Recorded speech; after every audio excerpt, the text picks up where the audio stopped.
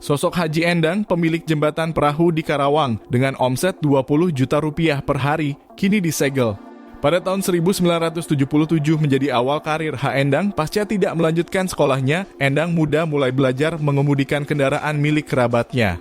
Dari proses belajar itulah, ia kemudian mampu menjadi seorang sopir yang andal untuk membawa penumpang. Selama 1 tahun, ia menjadi sopir angkutan umum dan berpenghasilan sekitar Rp200 hingga Rp300 per hari.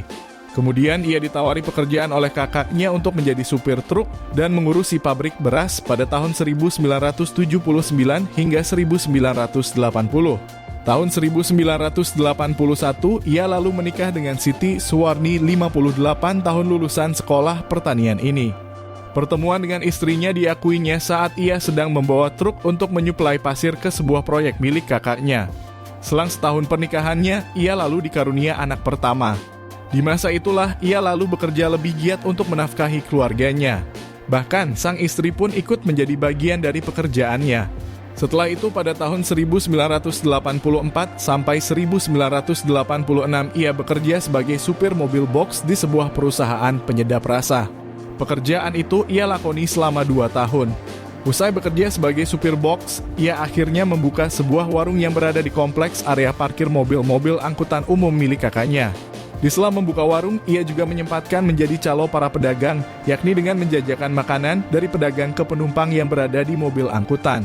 Kemudian, pada tahun 1989 ia mengambil peluang kerja menjadi seorang OB di pabrik rotan di desanya. Namun selang setahun perusahaannya pailit.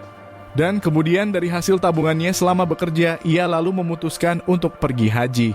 Meski ia mengaku memaksakan diri untuk berangkat.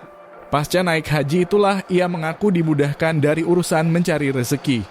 Berbagai peluang pun akhirnya bermunculan, salah satunya ia dipercaya menjadi supplier bahan bangunan untuk proyek. Dari relasi di proyek tersebut, ia kemudian ditawari untuk mengolah limbah sebuah perusahaan. Perusahaan demi perusahaan limbahnya ia tampung dan akhirnya ia mulai dikenal sebagai pemain limbah. Dari pemain limbah itu, pada tahun 2000 ia mencoba merambah ke usaha jasa angkut atau ekspedisi. Ia pun mendapatkan kontrak kerjasama dengan sebuah perusahaan multinasional hingga tahun 2004. Keberuntungan lain pun menghampiri H. Endang setelah salah satu tokoh masyarakat di desanya meminta ia membuat sebuah jembatan agar perekonomian terbangun. Dari permintaan itulah ia lalu meminta izin ke Bupati saat itu masih dipimpin Dasim untuk menghidupkan akses jalan. Setelah mendapat izin, ia lalu membuat tim untuk membangun akses jalan. Salah satu ide yang muncul saat itu adalah dengan membuat perahu eretan. Seiring perkembangannya, ia lalu memodifikasi jembatan perahunya yang kini bisa menghasilkan penghasil 25 juta per hari.